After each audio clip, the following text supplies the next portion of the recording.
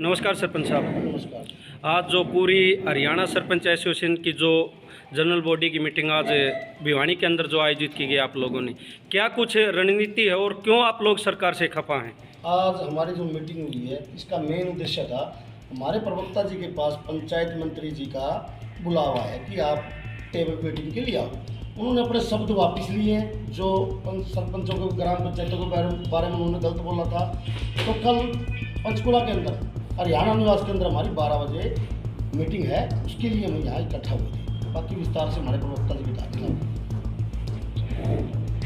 Sir, आज की जो मीटिंग है उसका मेन उद्देश्य बताइए सर। आज की जो मेन मीटिंग का जो हमारा भिवानी के अंदर जो हमारी जनरल बॉडी की मीटिंग है उसका मेन उद्देश्य ये था कि कल परसों शाम को पंचायत मंत्री जी का मीडिया के माध्यम से सरपंचों का स्वागत करेंगे, इस तरह की जो बात आई थी वो हमारे से हरीश जी के जो भी हमारा थ्रू चैनल जो बात आई है, उसके बाद उन्होंने हमें बुलावा दिया है कि आप आओ टेबल पे, आपकी समस्याएं क्या हैं।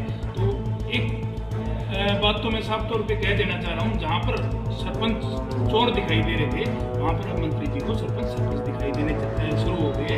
ये हमारी एसोसिएशन की और ये सरपंचों की पहली जीत की तरफ हम लोग अग्रसर है। और दूसरी बात, हमारे जो मेन मुद्दे हैं, हम लगातार निरंतर 15 जनवरी से हमारा जो आंदोलन ये इसके खिलाफ पंचायतों के ऊपर जो काले कानून लाने का काम किया था इन्होंने, उसके खिलाफ हम लोग आंदोलनरत है।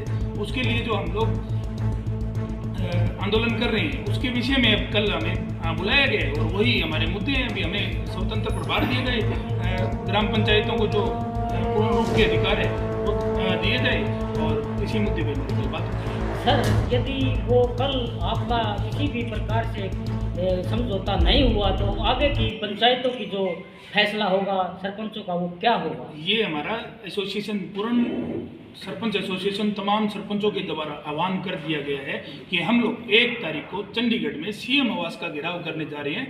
अगर हमारी मांगों में कहीं भी किसी भी तरह की लापरवाही या किसी भी तरह से हमारी मांगें नहीं मानी जाती है तो हम लोग पुरजोर तरीके से हमारी लड़ाई को चंडीगढ़ के अंदर बैठकर या चंडीगढ़ में सीएम आवास को घेर कर हमारा लड़ाई लड़ने का काम किया। कल की जो आप लोगों की मीटिंग है वो क्या पंचायत मंत्री देवेंद्र बबली की तरफ से बुलाई गई है या आप लोगों के पास कोई मैसेज आए या खाली मीडिया के थ्रू बातें चली हैं? पंचायत मंत्री देवेंद्र बबली के थ्रू बुलाई गई है और पंचायत मंत्री ने थ्रू प्रेस कॉन्फ्रेंस मीडिया के माध्यम से सरपंचों के स्वागत की बात कही और उन्होंने ही समय निर्धारित कर सरपंचों को बुलावा दिया। तो क्या कल आप तमाम हरियाणा के जो सरपंच यूनियन हैं वो तमाम पहुंचेंगे वहां पर? जितने एसोसिएशन के हम 25 साथी हैं, 25 मेंबर एसोसिएशन है। हमारी एक ही एसोसिएशन है, कोई दूसरी एसोसिएशन नहीं है। हम लोग 25 लोग वार्ता के लिए कल जा रहे हैं। सर, क्या ऐसे बात सिरे चढ़ जाएगी आपको लगता है? पिछले काफ़ी लंबे समय से आप बैठे हुए थे और मतलब कहीं ऐसा ना हो कि बात सिरे ना चढ़े और फिर आप कि मतलब मुख्य मांगे कौन सी रहेंगी वहाँ पे जाएंगे तो आप? जैसे मुख्य मांगे जो हमारी जो पूर्ण अधिकार देने की बात है उसी पे हम लोग तो पंचायतों का पूर्ण अधिकार मांग रहे हैं। ये लोग हनन करने का काम कर रहे हैं। और ये बात और बता दूं मैं आपको, क्योंकि सरकार की मंशा ये है कि कुछ भी जनता के ऊपर कुछ भी किसी भी चीज़ के ऊपर थोप दिया जाए। अगर कोई लोग विरोध करते हैं तो उनको कुछ न कुछ दे दिया जाए और अन्यथा ये चीज़ें थोपी जाती है। और दूसरी बात, ये कहते हैं कि दूसरी जगह भी टेंडरिंग है, वो दूसरी जगह वहाँ पर इलेक्टेड बॉडी नहीं है। ये जो ग्राम पंचायतें हैं यहाँ पर इलेक्टेड बॉडी है। इलेक्टेड बॉडी के ऊपर अगर ये टेंडरिंग थोपने का काम या किसी भी तरह से ये जो पंचायतों को हनन करने के लिए जो काले कानून जो अपने पंचायत मंत्री जी और ये भाजपा सरकार जो चोरों को घुसाने का पंचायतों में काम कर रही है, ये कभी भी सरपंच साथी तमाम हरियाणा के सरपंच साथी यह नहीं होने देंगे। और हमें इस लड़ाई को आज नहीं तो कल निश्चित तौर पर जीत कर मानेंगे। हरियाणा विधानसभा चली हुई थी अभी और उसके अंदर जो बरवाड़ा से विधायक हैं जोगीराम सियाग, उसने भी सरपंचों के बारे में आवाज़ उठाई थी, जिसके बदले में देवेंद्र बबली उसने कहा था कि चोर शब्द का प्रयोग न करें, क्योंकि अभी तो पूर्ण रूप से कोई ऐसे कार्य नवनिर्वाचित सरपंचों से करवाए नहीं कि उन्हें चोर की संज्ञा दी जाए। क्या ऐसे तुच्छ शब्दों के लिए आप कुछ? अकेले जोगीराम सियाग जी ने नहीं, कम से कम 25 से 30 विधायकों ने सरपंचों के पक्ष में हमारी आवाज़ उठाने का काम किया था और हम लोग उनका धन्यवाद भी करते हैं क्योंकि वो गांव के सरपंचों की पावर और गांव के सरपंचों की अहमियत समझते हैं। और जो पंचायत मंत्री अपनी शब्दावली का जो प्रयोग करें, चाहे वो सरपंच के खिलाफ है, चाहे ठेकेदार के खिलाफ है, चाहे किसी अधिकारी के खिलाफ है, हम लोग पूर्ण रूप से उसकी निंदा करते हैं क्योंकि यह शब्दावली एक मंत्री बतौर मंत्री के तौर पर ये बिल्कुल भी कहीं भी उचित नहीं है। और कल हम उनसे पूछने का भी काम करेंगे। कल हम डायरेक्ट टू डायरेक्ट वहाँ वार्ता में उनसे पूछे भी होंगे और कल उनके खुद प्रदेश अध्यक्ष ने उस चीज़ की कहते हुए अक्सर सरपंचों को का मान सम्मान उतना ही होना चाहिए, उन्होंने खुद अपने मंत्री के खिलाफ टिप्पणी करी है। ओम प्रकाश धनखड़ ने, प्रदेश अध्यक्ष वही तो है बीजेपी के। और अगर हमारी मांगे नहीं मानते कल सरकार, तो हम इस आंदोलन में और तेजी लाने का काम करेंगे। सीएम हाउस को घेराव पंचकुला में और पुरजोर ताकत से करने का काम करेंगे। भाई साहब, कहीं ऐसा नज़र नहीं आ रहा, पहले भी पंचायती चुनाव और अब भी हुए हैं, सरकार कहीं जो पंचायतों के संवैधानिक अधिकार थे ई टेंडरिंग के माध्यम से उसको ख़त्म करना नहीं चाह रही है। हम ना अपने उन 29 अधिकारों के लिए लड़ रहे हैं, हम कोई ई टेंडरिंग को खत्म नहीं करवा रहे अकेले को, हम अपने 29 अधिकार वही पूर्ण अधिकार मांग रहे हैं, जिससे ना हमारे गांव देहात बचाओ पंचायत बचाओ जो हमने नारा भी दे रखा है, हम पूरे गांव देहात पंचायत को बताना चाहते हैं। हम अपने 29 के 29 पूर्ण अधिकार मांगते हैं, उसमें ये सारी चीज़ें आ जाती हैं। मैं मीडिया के माध्यम से एक बात और क्लियर कर देना चाहता हूँ, अध्यक्ष होने के नाते मैं मेरे सरपंच भाइयों को संदेश देना चाहता हूँ कि अपनी तैयारी ऐसे कैसे जोरों पर रखें।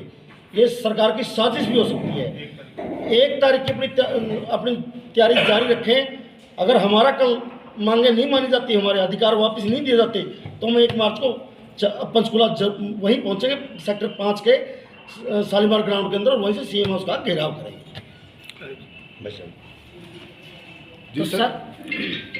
तो सर अभी तक जो हरियाणा में आंदोलन हुए हैं, उन आंदोलनों का आपको क्या सीख मिली? देखो, अभी जो प्रेजेंट में आंदोलन चल रहा है, गांव बचाओ देहात बचाओ जो आंदोलन चल रहा है, पिछला 15 जनवरी से आंदोलन चल रहा है, लगातार चल रहा है, बड़ी शिद्दत और मेहनत के साथ चल रहा है। हरियाणा प्रदेश के कोने कोने में ये आंदोलन चल रहा है, जुनून और स्वभाव के साथ ये आंदोलन चल रहा है। आदरणीय देवेंद्र बबली जी ने जो सोशल मीडिया के माध्यम से जो बयान दिए थे कि मैं सरपंच चुने हुए जनप्रतिनिधियों का स्वागत करता हूँ, सम्मान करता हूँ, मेरे दरवाजे उनके लिए खुले हुए हैं, इन अल्फाजों के जो उन्होंने इस्तेमाल किया है, हम स्वागत करते हैं उसके बयानों का। और हम जा रहे हैं चंडीगढ़ कल मिलने के लिए, जो हरियाणा सचिवालय में हरियाणा निवास पर उन्होंने बुलाया है। बैठकर शिद्दत के साथ बात करेंगे, पटल पे एक बिंदु पे बात होगी, चाहे 29 अधिकारों की बात हो, चाहे हमारे एडमिनिस्ट्रेटर पावर की बात हो, सब पर विस्तार से बात होगी। हमें पॉजिटिव सोच के जा रहे हैं कि हमारी बातें शायद पटल पर बैठकर बात होने का काम होगा। कोई बातें अगर नहीं होगा, उससे अगला हमने कदम उठाया हुआ है कि हम 1 तारीख को सीएम हाउस का घेराव करने जा रहे हैं। अगर हमारी बातें सोचते हैं कि होनी चाहिए, पॉजिटिव होनी चाहिए, कल हमारी बातें, मामला निमटना चाहिए। गांव का विकास रुका हुआ है, देहात का विकास रुका हुआ है, सारा का सारा पूरा प्रदेश रुका हुआ है। आज किसान रोड पर है, युवा रोड पर है, सारा सिस्टम रोड पर है। सरकार की मंशा है कि प्रदेश को कौन सी दिशा में ले जाना चाहती है। सवाल इस बात पर, इन सब बिंदुओं पर बात होगी बैठ करके, पॉजिटिव सोच लेकर जा रहे हैं। आगामी रणनीति हमारी तय है कि 1 तारीख को अगर हमारी बातें नहीं मानी गई तो सीएम हाउस का घेराव करेंगे। सरकार की कोई मंशा की कैसी बात नहीं है, हम इस बात को नहीं कह सकते कि सरकार की मंशा क्या है। हम सोचते हैं कि सरकार की मंशा भी पॉजिटिव होगी, हम भी पॉजिटिव मंशा से जा रहे हैं। हमारी बातें पटल पर बैठ के होंगी, एक बिंदु पे बात होगी और हमें उम्मीद है कि हमारी बातें सरकार मानने का काम करेगी। पीछे बीते दिनों में भी नजर आया सर, कहीं लाठीचार्ज हो जाता है सरपंचों के ऊपर, जींद के ऊपर भी, जींद में और भी मतलब तमाम आपके अंदर जेलों में बंद कर दिया जाता था और इस तरह की चीज़ें। और मतलब आप सरकार के मतलब विरोध में मैंने कहा आपसे एक बिंदु पे बात होगी, पटल पे इस मुद्दे पे भी बात होगी, जहाँ सम्मान में ठेस पहुँची है, पंचायत जनप्रतिनिधियों के सम्मान में जहाँ ठेस पहुँची है, और हम सम्मान की लड़ाई लड़ रहे हैं। यह आंदोलन भी सम्मान का है, गाँव बचाओ देहात बचाओ जो आंदोलन है, ये सम्मान का मामला है, सम्मान की लड़ाई लड़ रहे हैं हम, किसी पैसे की लड़ाई नहीं, जो हमें चोर बोलने का काम किया जाता है। इस पर भी चर्चा पटल पे बैठ के बात हो। आप लोगों ने एक क्वेश्चन किया कि और भी अब तक विरोध चलते आए हैं, उनसे क्या सीख मिलती है। जो अब तक विरोध चले, किसी न किसी ने अपने हक के लिए मांगा है। ये सरपंच एसोसिएशन जो ऐसी एसोसिएशन है जो अपने हक के लिए मांग नहीं कर रही, जनता के हक की मांग कर रही है, जनता के अधिकारों की मांग कर रही है। गांव में विकास के कार्य कराने का काम करने के लिए सरपंच स्वतंत्र आज़ादी चाहता है, ताकि वो अपने हिसाब से जैसे पहले पंचायतें काम करती आई है वैसे काम करा सकें। अगर कल हमारी पॉजिटिव कोई बैठक में साक्ष्य नहीं निकलता है कोई बात नहीं हो पाती। तो एक तरह का आंदोलन वैसे चीज है, सारे सरपंच साथी और जितने भी और सामाजिक कार्यकर्ता, जितने भी जो हमारे प्रधान जी ने बताया, मनरेगा मजदूर से लेकर के आम जनता से, बीपीएल कार्ड होल्डर से जो भी हो, वो सब वहाँ पहुंचेंगे और 50-60 हज़ार की संख्या वहाँ पहुंचेगी और सरकार हमारी बात मानेगी। सरकार ने जो एक पढ़ी लिखी पंचायतें बनाने के लिए जो मुहिम चलाई थी कि हम हरियाणा के अंदर पढ़ी लिखी हुई पंचायतें चुनेंगे, तो उसने पढ़ी लिखी पंचायतें तो बना दी, मगर उनके अधिकार छीनती जा रही है क्योंकि उनके ऊपर वो विश्वास नहीं कर रही। तो ऐसा कुछ प्रतीत नहीं हो रहा कि सरकार की जो पॉलिसी थी पढ़ी लिखी पंचायत बनाओ, वो पूरी तरह सीधी मतलब पंचायतों से अधिकार लेकर अफसरशाही पर डिपेंड करना चाहती है। जो पढ़ी लिखी पंचायतों को जो ये प्रारूप नोटिफिकेशन जो जारी किया है, जो चीज़ पंचायतों पर आज लागू हो चुकी है, आज हर एक गांव का सरपंच, चाहे वो महिला है चाहे वो पुरुष है, वो पढ़ा लिखा है, वो अपने अधिकारों के बारे में पूर्ण रूप से जानता है। तभी ये आंदोलन इतनी शिद्दत और इतनी तसल्ली के साथ हम लोग लड़ने का काम कर रहे हैं, संयम और समानता के साथ हम इस आंदोलन को लड़ने का काम कर रहे हैं। और निश्चित तौर पर हम लोग इस आंदोलन में जीत के बहुत करीब पहुंच चुके हैं और लगभग हम ज़्यादा समय ना बिताते हुए हम जल्द ही आपके सामने, आपकी मीडिया बंधुओं के सामने, आप लोग भी हमें जीते हुए देखकर आप लोग फिर से हमें सवाल करेंगे, तो तब हम बताएंगे पढ़ी लिखी पंचायतों को चुनने के बाद इन्होंने क्या कुछ पाया, क्या कुछ। सर अभी सर आपको नहीं लगता कि जैसे जैसे 2024 का इलेक्शन नज़दीक आ रहा है तब जाके सरकार कहीं ना कहीं जागी? अब से पहले सरकार के कान पे जू तक भी नहीं रेंज रही थी। देखो, सरकार कोई भी हो वो ऐसे नहीं मानती। जब उनको एहसास हो गया ग्राम पंचायतों की ताकत का, एक पूरा का पूरा ग्रामीण क्षेत्र सरकार के खिलाफ है, सरकार मानेगी हमारी बातें क्यों नहीं मानेगी। धन्यवाद सर।